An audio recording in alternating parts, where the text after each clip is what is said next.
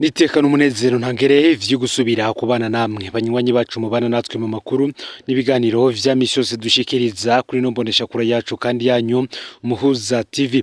Uyu akaba ari umwanya tugiye kubageza ko amakuru biriko biravugwa bigezwe ko ngaha mu gihugu cy'u Burundi. Namakuru tuzagoka cyane ku biriko biratangazwa muri kano kanya mu gisaza ca politike ndetse no mu bategetsi batandukanye bo hejuru cyane abajejwe amabanga no gutunganiza abanyagihugu cyane bamwe bajejwe kuzana ivyankenerwa ngaha mu gihugu cy'u Burundi nk'igitoro ndetse n'ibindi bitandukanye. Ni mu gihe Perezida Evariste Ndayishimiye wewe aguma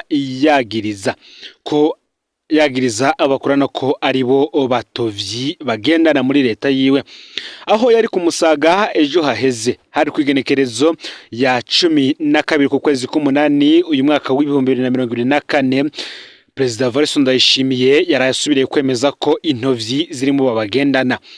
Perezida Ndayishimiye yavuze ko hari abakomeye babuza ko igitoro kiza mu Burundi, acamenyesha ko yabakenyuye ko yishikiye iyo igitoro gikorerwa.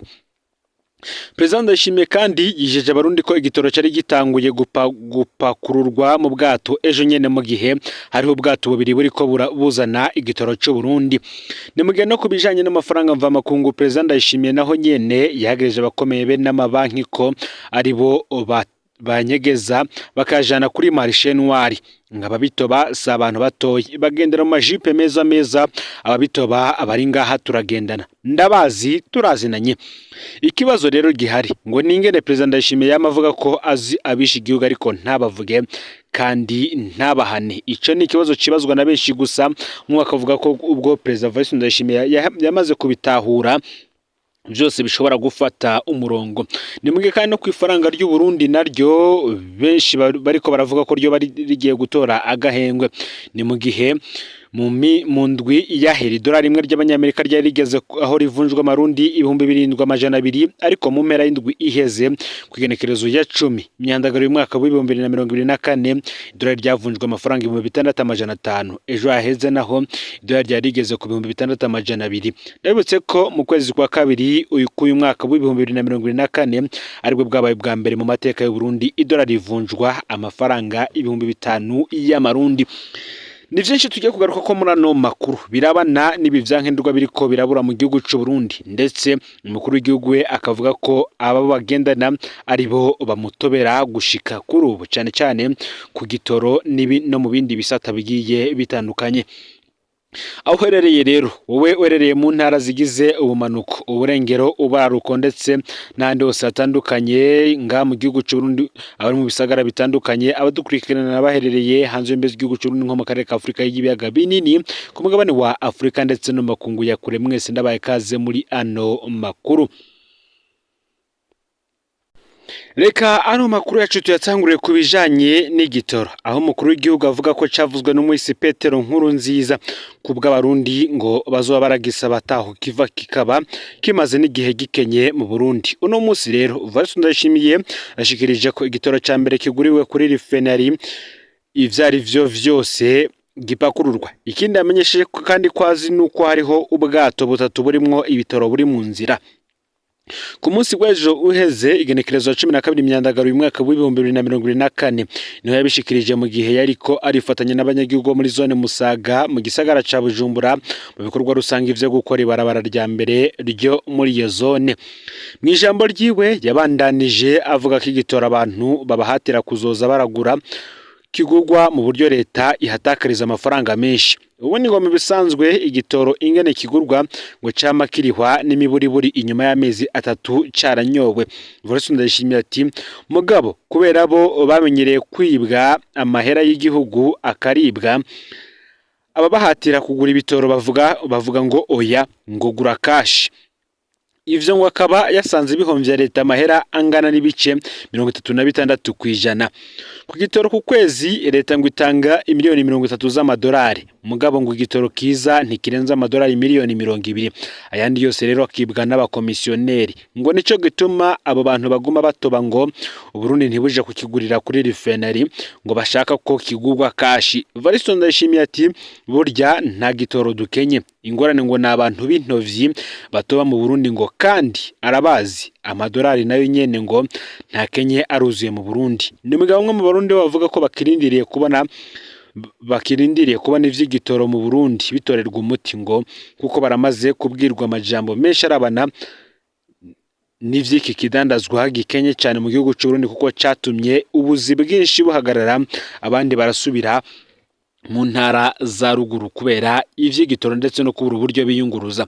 Bityo bakavuga ko bategereje kuraba ingingo leta izofata kugira ngo ivy'igitoro bitorerwe inyishu.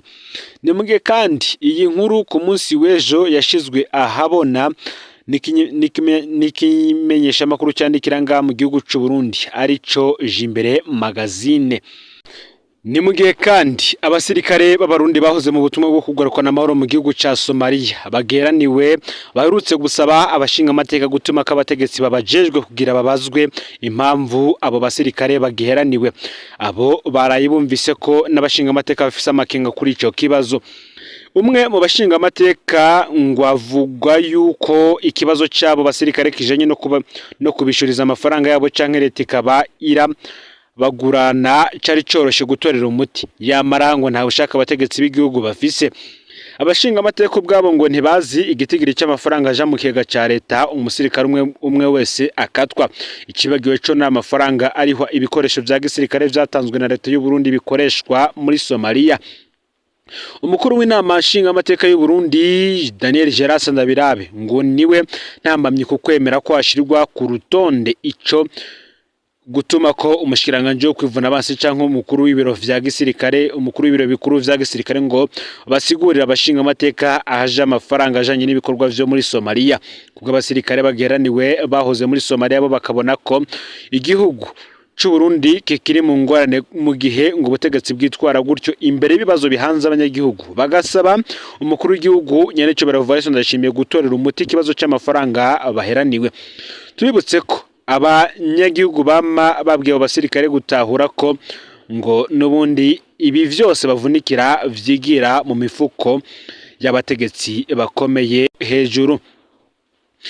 Umukuru w'igihugu cy'u Burundi kandi Variston Ndayishimiye agasaba abanywanyi ba CNDD-FDD kuza baribuka ivyo yita sekuru ari umwisi Petero Nkurunziza yagiye aravuga. Mu byo yagiye aravuga ngo harimwo ico gusenga ku munsi wa kane bakongera bakisonzesha, naho we asanga uwo munsi ngo bita bene samuragwa bakorera ko amabi menshi. Ikindi ngo umuhisi Perezida Nkurunziza yabwiye Variston Ndayishimiye ko abarundi bagoye cyane ngo bazoza baramusaba igitoro ngo kandi bazi neza ko ataho agikura. Bamwe n'abandi rero bakurikirana hafi bibera mu gihugu cy'u Burundi ndetse na politike batahura neza akazi k'inzego z'igihugu, ngo bari mu nzego zitandukanye harimo urwego rw'umukuru, ngo basanga amajambo zishikiriza ari ukwigisha abanyagihugu bintu bitagaragaza ingaruka nziza zikurikira ivyavuzwe. Mu gihe rero izo nzego zari zijejwe gushikiriza imigambi itomo ijanye n'iterambere, abigisha ivyo bigisha bakaba abandi ngo nta kindi bigamije atari ugusamaza abanyagihugu. Ngo Burundi ngo bacakene indongo zibona kure zikitaho ico zijejwe akajagari ngo nako kakavako, nkuko bitangazwa ni radio Haguruka. Yandi makuru ariko aravurwa irya nino nga mu gihugu cy'u Burundi. Mitakata Manase Nzobonima yemera ko yafutanganije ivyandiko vy'umugambwe Frodebu. Uyu Manase Nzobonima avuga ko yategetse ifutwa ry'ibimenyetso vy'umugambwe Sahwanya Frodebu muri zone Mitakataka muri komine n'intara ya Bubanza mu burengero bw'igihugu. Uyahoze rero ari umushinga amateka wo mu muryango wa Afrika y'ubuseruko, akaba n'umunywanyi w'umugambi uri ku butegetsi imbere y'uruhagarara rwo mu mwaka wa 2015 yabitangaje icese ku igenekerezo ya 6 Myandagaro ko akibitse iwe ibendera ry'umugambwe Frodebu. Uwo urongoye umugambwe wanadeye muri iyo ntara akavuga ko azokwitura ubutungane. Hari mu gitondo c'igenekerezo ya gatandatu Myandagaro, Manase yamenyesheje ko yarungitse umwe mu bayoboke be gufuta ivyandiko vyari bisigaye ku mpome z'ingoro y'umugambwe Frodebu muri zone Mitakataka. Ndanemanga ko ari jewe nakoze iberuka, haraheze amayinga abiri, niko yavuze. Haraheze kandi indwi zibiri ivyandiko vy'umugambwe vyari ku mpome vyarafuswe. Mu mashuhirano abanywanyi b'umugambwe uri ku butegetsi nibo ba mbere biketswe. Imigambwe itavuga rumwe n'uri ku butegetsi bwabonye ko ari ukutihanganana mu vya politike kuriko kuratumwa n'umugambwe uri ku butegetsi. Urongoye umugambwe Frodebu muri yo ntara akavuga ko azokwitwara. Iyo nyubakwa ngo twarikose ku mwigeme wa Manase Nzobonima. Turatangajwe no kubona ko uwo mugabo ari we yakoze ivyo bintu bigayitse. Tuzomwitwarira. Vyavuzwe na Ferdinand Sindayigaya, ababazwa kandi no kubona umugambwe uri ku butegetsi utagomba ko imigambwe itavuga rumwe nawo yitegura amatora yimirije. Manase Nzobonima we agasaba ko uwo mugambwe wandadaye ngo umuzanire amasezerano yo gupanga nk'uko bivugwa. Nimuge kandi mu gihugu ca Tanzania ho indongo z'u Burundi zigomba gutahukana vyanka vyakunda impunzi. Umurwi w'intumwa zigizwe n'abarundi n'abanyekongo waragiye mu makambi abiri y'abarundi Induta na Nyarugusu muri yindwi. Ubutumwa bwari bumwe bwa nege gutaha imbere y'ukwezi kwa Kigarama k'uyu mwaka w'ibihumbi 2024. Nubwo biruko bamwe ntibagomba gutahuka muri kino gihe, nubwo bariko berekwa ko ari umwanya w'ikigongwe ngo babona ko atari ko biri. Mu bari bagize umugwi w'izo ntumwa harimo Celestin Nimbona, umwunganizi w'umushikiranganje w'intwaro hagati mu gihugu iterambere rusange n'umutekano userukira Burundi Ikigoma, Jeremy Kekenwa na Kabura Prudence, umuyobozi ajejwe ivyo gutahukana impunzi n'abateshejwe izabo. Uwo murwi warimwo kandi abahungutse nk'uwahoze arongoye izone ya 13 n'uwahoze aserukira impunzi zose mu ikambi ya Nduta. Indongozi zo muri Tanzania zabahekeje ni nka Daniel Siro, umunyamabanga ntayegayizwa mu bushikiranganje bwa Tanzania ajejwe intwaro hagati mu gihugu. Daniel Siro hamwe n'undi rurangiranwa Sudi Mwakibasi, umuyobozi mukuru ajejwe ivy'impunzi. Aba rero bose baragendeye amakambi ya Nyarugusu na Nduta ku munsi wa kabiri n'uwa gatatu w'indwi iheze. Inyuma intumwa zidasanzwe z'u Burundi zamenyeshe ko uruhagarara rwa politike izo mpunzi zahunze rutanakivugwa. Urwo ruhagarara ubu ruvugwa ngo nka kahise. Igihugu ubu kiri ku murindi w'iterambere, nta muntu n'umwe acumviriza amajambo avugwa kandi yuzuyemwe ibinyomwa ava mu bansi b'igihugu, niko munganizi w'umushikiranganje w'intwaro hagati mu gihugu iterambere rusange n'umutekano mu Burundi yamenyesheje. Ivyo birashikiwe n'abahungutse bava mu Rwanda, Uganda, Tanzania ndetse na Kenya. Uyu ati nahungutse kugushaka kwanje kandi mbayo neza mu gihugu canje c'amavukiro. Ndakora ibikorwa vyanje atana kimwe nino nkaterera mu iterambere ry'igihugu kuko ndi mu makoperative menshi. Ngo murashobora no kubona ko nahindutse, nasubiriye kuvyibuha, niko bishingwa intaye n'uwahora arongoye ikambi ya Nduta. Urwo rugendo rubaye mu gihe umurindo wo guhunguka ku nguvu wagabanutse cyane. Umurwi w'intumwa z'abarundi uratanga insiguro ngo hari abantu ngaha bigisha abandi kudahunguka. Abo bantu ni abansi banyu, mbere n'abansi b'igihugu. Turazi kandi ko turanashobora no kubamenya. Dusaba leta ya Tanzania kubarondera no kubahana kuko nta kindi bariko barakora atari uguhungabanya umutekano w'igihugu, akaba ariko bibonwa na Celestin Nimbona. Tanzania yo ishimika ku kwezi ntarengwa ari ukwezi kwa Kigarama k'umwaka w'ibihumbi 2024. Inyuma y'ico kiringo c'ubuntu Imana yonyene ngo niyo izi kizoshika. Harashobora kuzobazwa abantu kugira ngo tumenye imvo nyakuri zatumye abantu badatahuka. Mu nyuma dutangure kubaka ubuhungiro. Rero ngo nahanyu, niko vyavuzwe. Amenya na Sudi Mwakibasi, umuyobozi mukuru ajejwe impunzi, azwi ku majambo yiwe y'iterabwoba ngabwira impunzi z'abarundi ziri ku butaka bwa Tanzania. Kubw'ibiharuro bishirwa ahabana n'ubushikiranganje bujejwe impunzi muri Tanzania, ibice 25% vy'impunzi z'abarundi zigizwe n'abana bageze ku ishure. Rero ngo nimutahuke ningo kugira ngo mubahe amahirwe yo gutangura amashuri mato n'ayisumbuye muri Nyakanga kuza bari iwabo. Muri wanyu kandi kizoba ari igihe cyiza cyo kugwanya indwara zo gupfungura nabi ziba hanze. Niko asa n'uwabumviye ikigongwe. Umunyamabanga ntayegarizwa mu bushikiranganji bw'intwaro hagati mu gihugu cya Tanzania Daniel Siro kubwiwe rero ibice 35 vy'impunzi n'urwaruka rwategerezwa gukora ngo murabona izo nguvu zipfuye ubusa igihugu kirashobora kuzobakenera kugira ngo citeze imbere kurusha niko yavuze. Sudi Mwakibasi azwi ku majambo akarisha abwira impunzi we yamenyesheje ko ikambi izokugarwa mu minsi iri imbere. Ubu ikambi ya Nduta yarurwamo impunzi zaba 58,000 rero munsi mu 50 ntizoba ikiri ku rugero rw'ikambi. Munyakure ako kanya muhawe imbere yuko ibara rigwa niko yasubiriye gutera ubwoba kubw'impunzi n'isekeza ryo guhungura abantu ku nguvu ngo ribandanya. Ugomba gutahuka afata inzira itaha kandi turashima ko HCR yemeye ko abatazoba biyumva nk'umutekano bazobandanya bafashwa ariko nta kivyemezo uravye iryo shiramwe bitagira ubushobozi. Ni kumwe mu baserukira abandi mu ikambi ya Nyarugusu muri Tanzania nawe yashikirije.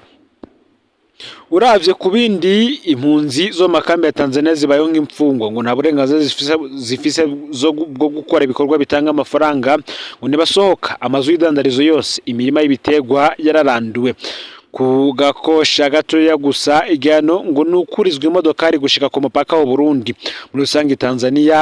Muri rusange impunzi z'abarundi ziri muri Tanzania zibayeho nk'abapfungwa. Ivyo byose ngo ni mu ntumbero kuzihatira gutahuka ku nguvu ibigoye kwanka nibivugwa na Leonce Sharangabo aserukira ABDH canke Sevikali ishiramwe riharanira agateka k'impunzi asaba n'umuryango mpuzamakungu kwisunga c'amasezerano yo mu mwaka w'1951 i Geneva avuga ku bijanye no kingira impunzi. Ngaho rero amakuru yaragezwe ko muri kano kanya aho uri hose ufyonde subscribe canke sabone niba utari wafyonda kugira ngo turicika ngo ndadushikiriza